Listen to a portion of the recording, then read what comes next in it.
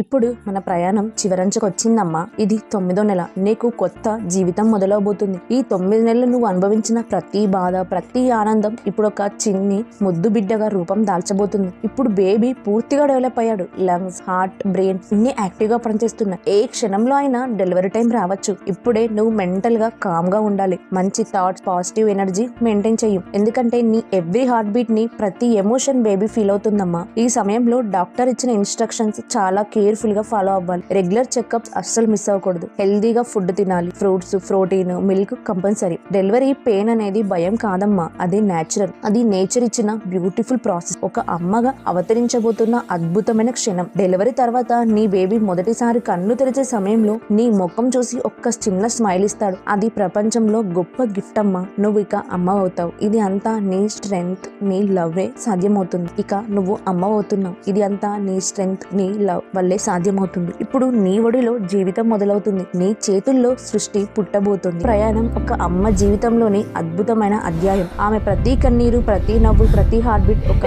కొత్త ప్రాణం అవుతుంది.